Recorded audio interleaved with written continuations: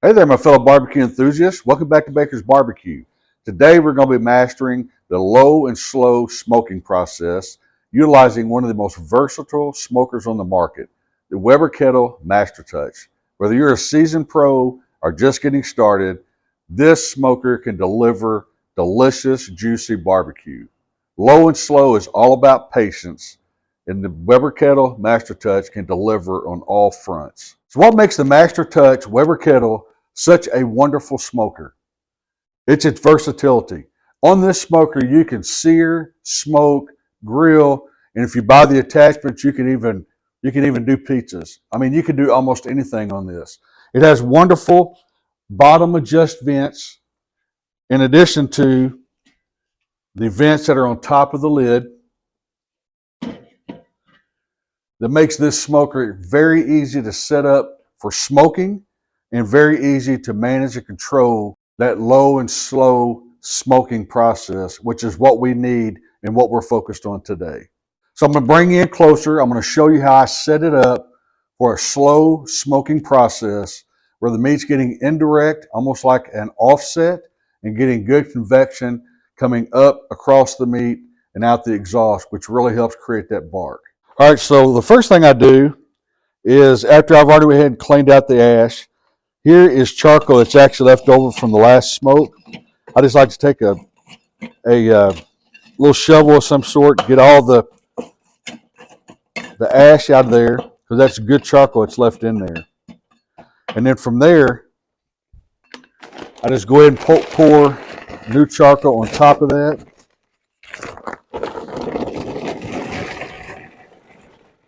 And then from there, I'm going to put 2 starters right there on this end. And I'm going to be using some post oak today. And I just like to set a few pieces in there, just about like that right there.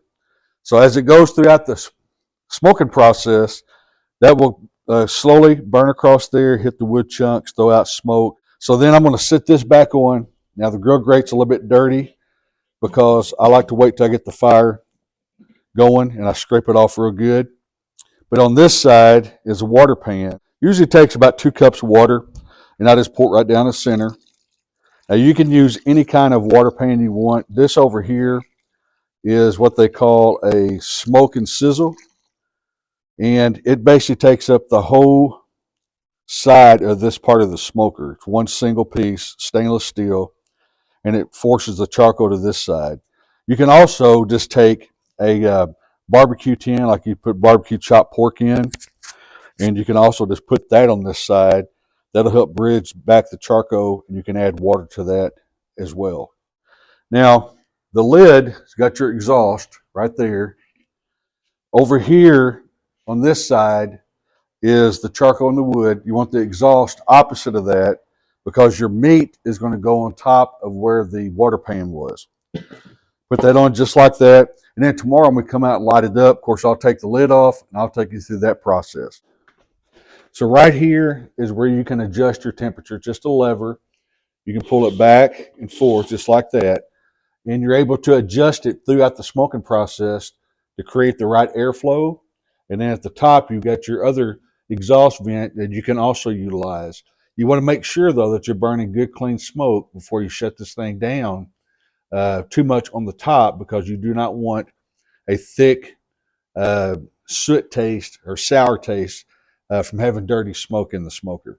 So then tomorrow when we're smoking, what you'll have is on this side of the smoker, the front side, you got all your charcoal, you got all your wood. Throughout the smoking process, this heat and smoke will come up. It'll go inside the smoker over the meat that's going to be on top of the water pan, and it'll come out the exhaust.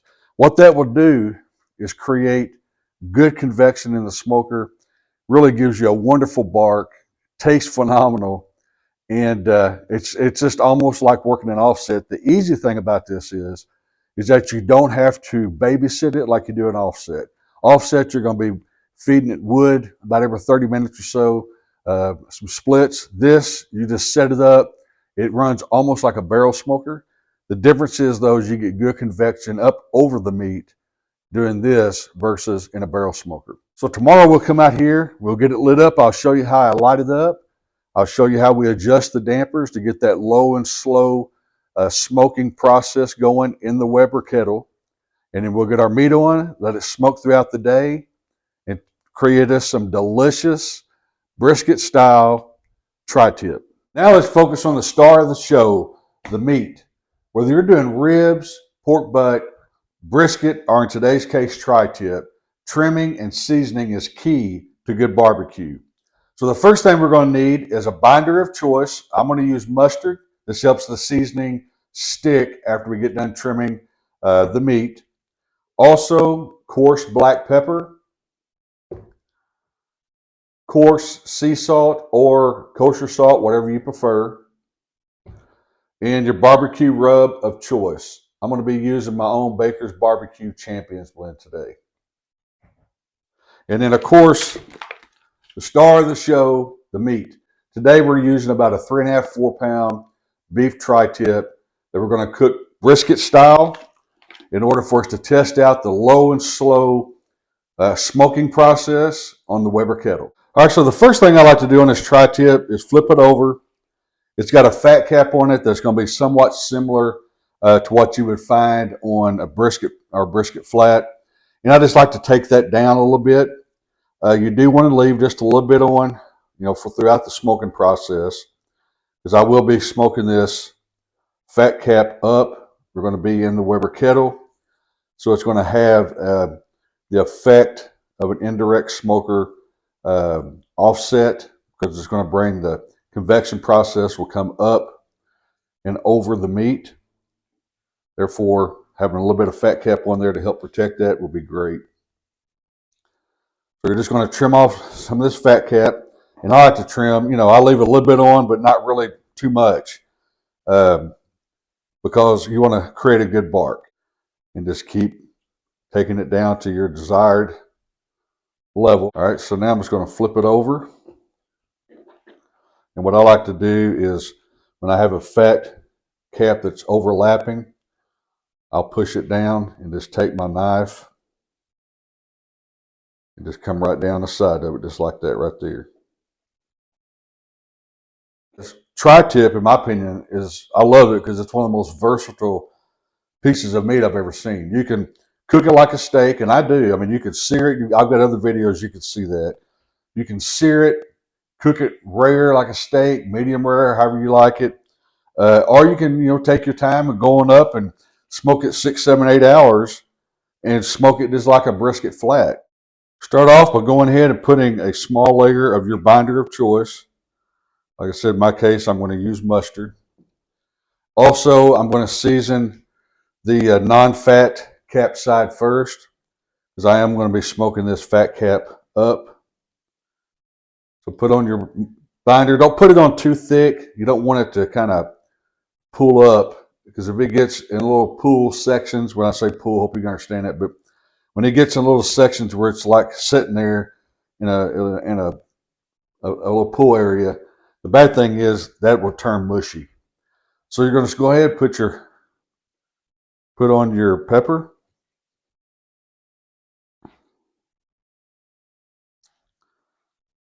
I love pepper on beef. Gives it that good Texas kick. From there, we're going to put on some of our kosher salt. So what I'm doing is I'm actually seasoning this here the day before we're going to smoke it.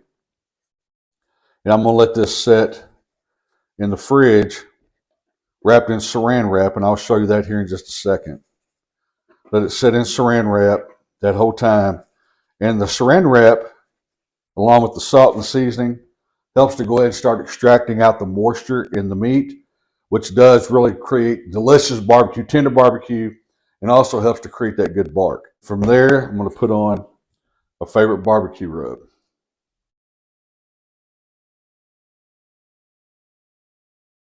And some people don't like to season that heavy. I like to season. I like my barbecue to have flavor. Kind of pat that in just a little bit. Make sure it's good and sticking. And you're going to flip that over and just repeat the process again. So now what I'm going to do is I'm going to show you how I wrap this up in saran wrap. All right, so the saran wrap I'm using, it's a commercial grade. I got this stuff at Sam's. I found it on Amazon. I'll drop a link down there as well. It comes 3,000 feet to a row. This particular row is 18 inches wide. It's heavy duty. What I like about it is it has the big base that the saran wrap sits in, provides a little bit of weight, so I can set it down here and basically roll the barbecue up. So take the tri-tip, stick it right over there on top of that. It's not touching my countertop. From there, we just take it. I just go over like that right there, and you just roll it up. And then you can just take it, tear it off just like that, right off that box, and just finish it off. All right, so now we got a tri-tip all seasoned up, wrapped up in this saran wrap. I'm going to let it set overnight in the refrigerator inside this chopping block. And then tomorrow morning, we'll get out there, get the smoker fired up, and get this tri-tip on. Good morning there, my fellow barbecue enthusiasts. It's the day after, and I'm excited to get this smoker fired up and get this tri-tip going. So I just want to walk you through the steps real quick. What I'm going to do is I'm going to go ahead and walk you through it from here, and then you'll see me do the process actually as we go through it. So the first thing you want to do is go to the bottom, make sure that you open up that bottom vent all the way, followed by making sure you open up the top vent all the way as well. And the reason I go ahead and open up the top vent is because eventually we're going to put the lid back on. You want it fully open. But I'm going to go ahead and take the lid off.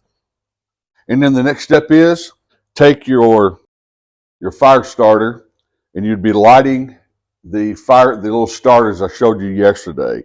And then from there, what we're going to do is we're going to let it sit there, lid off, bottom vent fully open. We're going to let it burn for about 15 to 20 minutes, approximately in that range. And you're going to be watching, keeping an eye on the charcoal in the area that the fire starters are in. And whenever that area gets good and glowing, that'll be the time we're going to put our lid back on and start monitoring our temperature. Now, you'll also need in this process some sort of ambient temperature probe, because the actual thermometer of the lid is opposite of the vent, which means that thermometer is going to be over the fire, and it'll give you an improper read.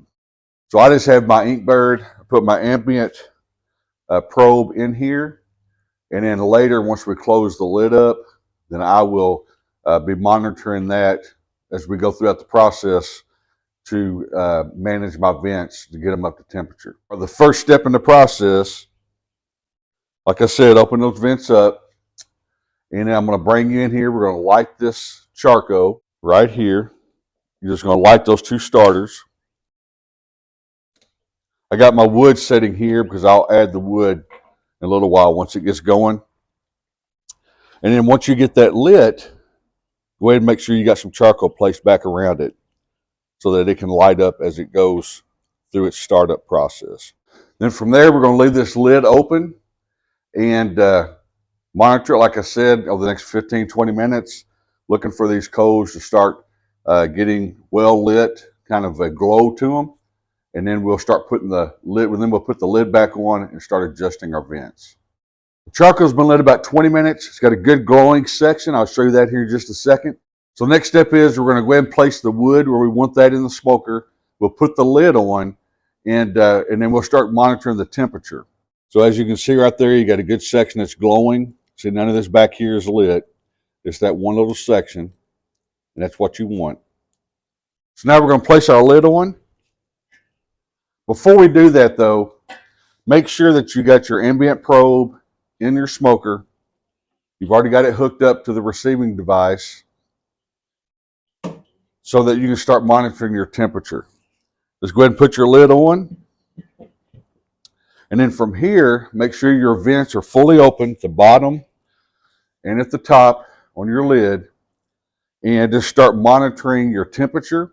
As your temperature comes up within about 15 degrees to 20 degrees, 15 degrees of your desired bottom end of your cooking range. Today that's going to be 250, because I want to smoke this tri-tip like a brisket at 250 to 275. Once we get within 15 degrees of that bottom part of the range of 250, then we'll go ahead and make our adjustment to the vents at the bottom and let that settle in and see if it comes up and rises to about that bottom end of the range. If it doesn't, and if it starts to overshoot it, we'll have to make some more adjustments, because you want it to settle in at the bottom end of the range so that it fluctuates throughout the process. And another thing is, whenever the fire hits the wood, it will tend to, you'll see a little bit of a spike in your temperature. So don't freak over that. Sometimes I ride those spikes out knowing it's actually hit the wood. So just keep that in mind as you go through the process. But the goal here is to keep it in the range you're smoking, preferably on the lower end of that range. Because remember, today we're talking about low and slow barbecue and the beautiful effects it has on that meat when it's all said and done. All right, so my temperatures come to 235. So the first thing I'm going to do is I'm going to go to the bottom, make my first adjustment, and I'm going to adjust it back. There's two settings. There's the one setting is barely open. The next one is open quite a bit further. I've got it on the next one, which is open quite a bit further. So I've got it there. We'll let the temperature settle in. Right now it's at 246. And if I need to back it down a little bit, I will. Remember, it's good to have good oxygen airflow coming in the bottom to give you this blue smoke here, this beautiful blue smoke that you want for the smoking process. Right now my temperature just hit 250. So I'm going to monitor the temperature and see if I need to make any more adjustments as we go throughout the process. The adjustments I will make will be down here first and then up here. You want to try to leave the top open as much as you can to where you're getting good airflow through the smoker for the bark creation, and to also maintain a good clean smoke throughout that process. I'm now sitting at 253, and it's starting to idle out at that temperature. So I think we probably have settled in pretty good. I've been doing this for so long, I kind of know where to set the dampers on the first adjustment. But you may have to play with it for a little bit. Just don't freak out. Don't start chasing your temperature around, because it'll be endless. Make you a good adjustment. See what it does. If you need to adjust down further, adjust down further. If you need to open up a little bit, open up a little bit. But just take the first hour of this whole process from the time you first light up the charcoal to let it get going, and then make your adjustments, get good clean smoke, and then you'll be ready to put your meat on. All right, so my temperature is good and settled in right now at about 259. Go ahead and take off the lid. And go ahead and get this tri-tip on. I'm going to set it right in the middle of the smoker, right over the water pan, like we had talked about. I'm not going to put a temperature probe in it. I'm going to let it go for a few hours, probably 2 or 3 hours, and then I'll stick a probe in and start monitoring the internal temperature. Now, tell me that don't look good. Look at that. Got the wood going, tri-tips on, low and slow process. Another thing to be aware of is resist the urge to take this lid off and look at the barbecue, okay? The old adage and the old saying, if you're looking, you ain't cooking, that's the truth. So when you put it on, the main thing you want to do is just monitor your temperature. Don't be opening this up. We're going to wait till about I'm going to wait till probably about the 2 hour mark, and we'll take a look at it. But between now and 2 hours, don't open the lid, leave it alone. Just monitor your temperature, your vents, and that's all you got to do. All right, we're at the 3 hour mark. Time to check on the tri-tip. The temperature range throughout this last 3 hours has been settled in right in that range, between 250, 275.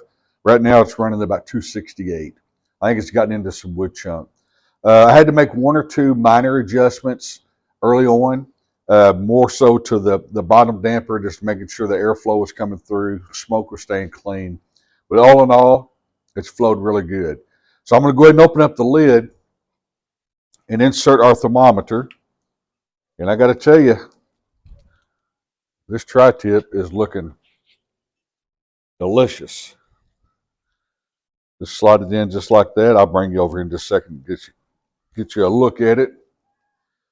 And let's see, temperature's running right at 160.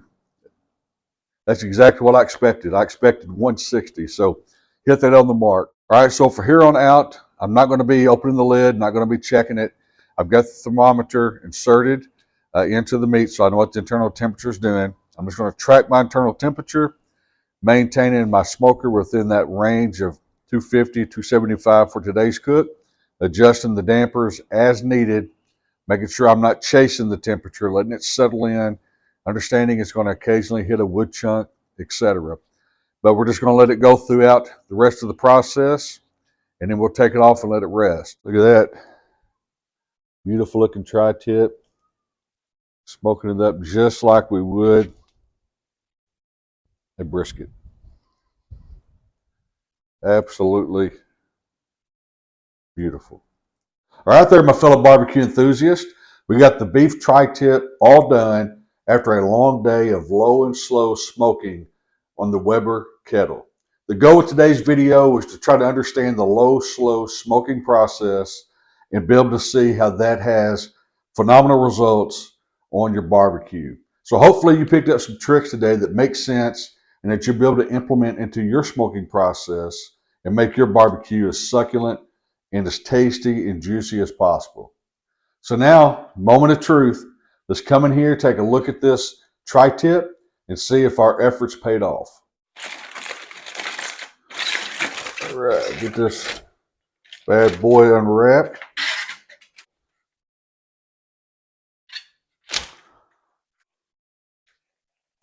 Beautiful tri-tip, look at that. Beautiful bark on there. Oh man, it's juicy. All right, so what we're gonna do, we're gonna go ahead and cut us a bite. I think I'm gonna start right here in the center.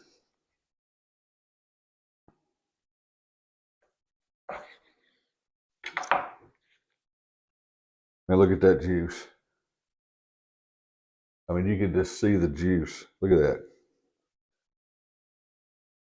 That is another nice little slice.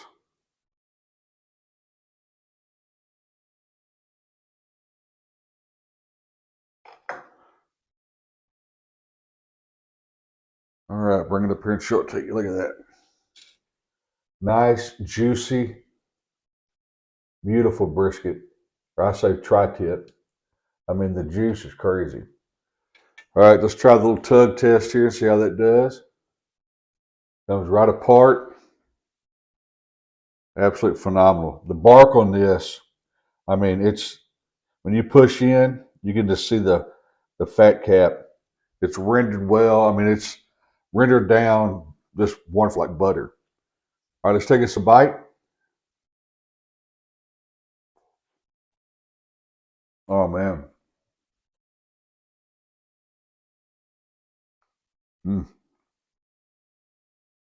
That is absolutely delicious and tender and juicy.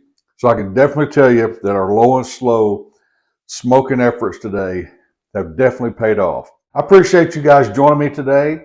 If you found value in the video, if you would please hit that like button, hit that subscribe button, and come back and join me for many more cooks in the future.